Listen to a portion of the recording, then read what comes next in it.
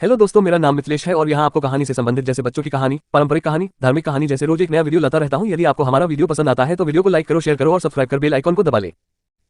आज की कहानी है सबसे बड़ा हथियार। बादशाह अकबर कामकाज के अलावा भी कई चीजों के बारे में बीरबल से बातचीत किया करते थे।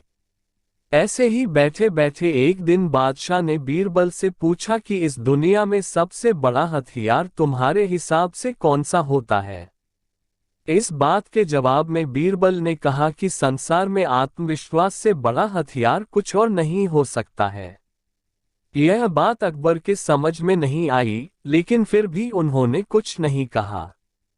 उनके मन में हुआ कि समय आने पर इस बात की परख की जाएगी। कुछ दिनों बाद राज्य में एक हाथी बेकाबू हो गया। पता करने पर समझ आया कि वो पागल हो गया है। उसे कर्मचारियों ने जंजीरों से जकड़ लिया था। इसकी खबर जैसे ही बादशाह को पहुंची तो उन्होंने सीधे महावत से कहा कि जब भी तुम्हें बीरबल आता दिखे तो हाथी की जंजीरों को खेल देना। यह सुनकर महावत हैरान हो गया, लेकिन बादशाह का आदेश था, इसलिए सिर झुकाकर चला गया। अब अकबर ने बीरबल को महावत के पास जाने के लिए कहा। महावत ने भी बादशाह के आदेश का पालन करते हुए बीरबल को आते देख हाथी को जंजीरों से मुक्त कर दिया। बीरबल को इस बात की खबर नहीं थी, इसलिए वो आराम से चल रहे थे।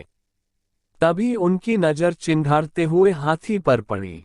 जैसे ही उन्होंने देखा कि हाथी उनकी ही तरफ आ रहा है, वो कुछ समझ नहीं पाए। कुछ ही देर में उनके दिमाग में हुआ कि बादशाह ने मेरी आत्मविश्वास वाली बात को परखने के लिए ही इस हाथी को मेरे पीछे छोड़ने का आदेश दिया होगा। अब बीरबल इधर उधर भागने की सोच रहे थे, लेकिन ऐसा कुछ हो नहीं पाया। सामने से हाथी आ रहा था और अगल बगल में भागकर जाने की जगह नहीं थी।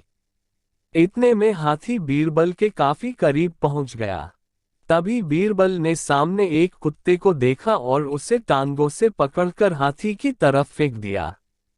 कुत्ते चीखते हुए हाथी से टकराया।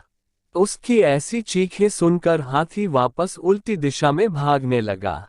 कुछ ही देर में इस बारे में बादशाह अकबर को पता चला, तब जाकर उन्होंने माना कि आत्मविश्वास ही मनुष्य का सबसे बड़ा हथियार है।